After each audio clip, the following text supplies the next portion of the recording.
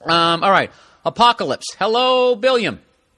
I am a dedicated podcast listener and a big fan. I've noticed your recent musings on preparing for the apocalypse, buying guns. Yeah, I haven't done any of it. I just think about doing it, and then Nia just looks at me and just shakes her head like you're out of your fucking mind. Buying guns, learning how to hunt and survive when the inevitable human population bubble bursts and we run out of food and water. Well, I don't think that's going to happen anytime soon. It eventually will happen, and it may very well happen within my lifetime. Okay. Well, I guess you plan on living a long time then, sir. Because I don't think it's going to happen anytime soon, but probably in my lifetime. Wouldn't you think, in the overall history of how long man has walked the planet and woman, that's kind of soon? We've been around. How long have we been around? 100,000 years? I don't fucking know. We haven't been around that long, have we? Jesus was walking the earth 2,000 years ago. He didn't have an iPad. Look what the fuck he did. They went to kill him. Did they use lethal injection or electric chair? They tied him to a fucking stake. If you believe in that stuff. I'm not trying to offend anybody. Some people don't believe it even happened. Some people don't even believe that the guy even existed. Some people think it was just all made up. I'm not trying to offend anybody,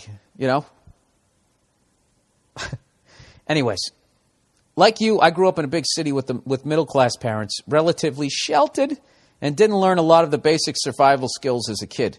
As an adult with children, I think it's vital, capitals, vital, that they learn basic fundamental skills of survival, building a fire, making shelter, hunting, etc. I picked up hunting as an adult, and I have to say it has changed my understanding of the natural world, man's role as a predator on the planet, how we evolved, where we fit in, etc. I cannot underscore the appreciation you will have if you actually get out there, harvest your own food. You have to use the word harvest when you're killing a living thing. That's really creepy to me. Just say fucking blow the brains out of a fucking elk. Prepare it and then feed yourself and your loved ones. It's an experience someone who sees the world as you do will surely appreciate. Yeah, I think that's awesome. But what am I going to do? I'm going to go shoot a fucking deer and then tie it to the front of my Prius and drive back down to L.A.? Do you understand what will happen to me? How fucking liberal it is out here? I'll get fucking stabbed to death with horseshoes on Hollywood Boulevard. If you want to get really back to basics, you should learn to hunt without a gun. I actually think that's cool. Hunting without a gun is great. You said bullets make life easy. I keep the bullets for people. You said bullets make life easy, but when the shit really hits the fan, you're going to need to save those bullets in all likelihood to protect yourself from other people. Actually, I already read that, so maybe his idea was already in my head. Don't kid yourself. The most dangerous animal on the planet is a hungry human who wants what you have. Forget about lions, bears, etc. They don't compare. Yeah, that's goddamn right. I don't live next to a lion, but I live next to a bunch of human beings. Learn to hunt with a bow and arrow. The arrows are recoverable and reusable. If you want to get really fancy, have someone take you out to hunt with dogs or birds of prey, or both. Dude, I got to tell you, birds of prey freak me out. They really freak me out. They just, they don't look, they're not domesticated. I don't like how you got to put like that fucking special needs helmet over their fucking heads, or else I don't know what they'll do. And I don't like those talons. It's like they got a butterfly knife attached to both foot. They're like Freddy Krueger.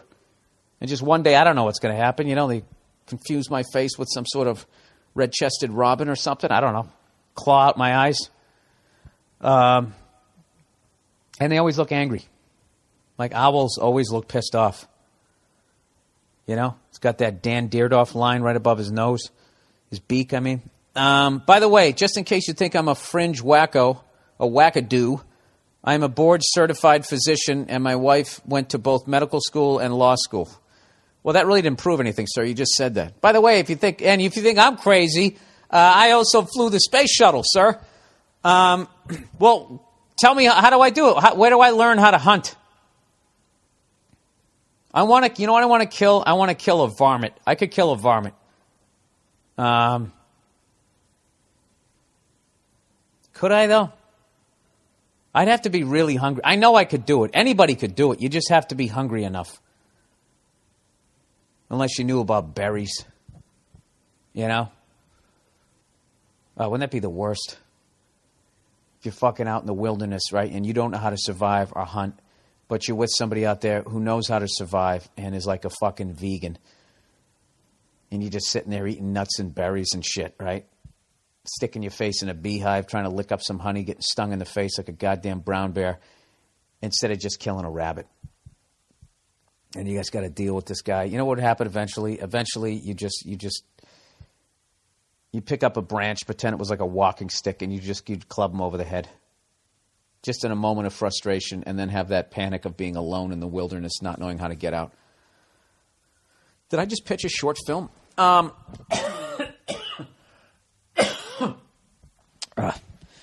know what? I smoked a cigar last night, and I got like a third of the way through it, and I was like, I'm done with this fucking habit. Now I got a stupid fucking, what do you call those things? Humidor?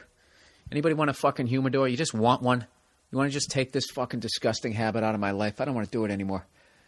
You know? It's fucking horrific. It's a horrific fucking habit. You know how I know it is?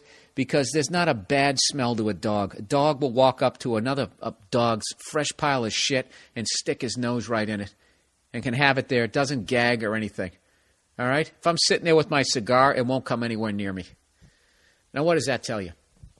Cigars smell worse than poodle shit. Okay?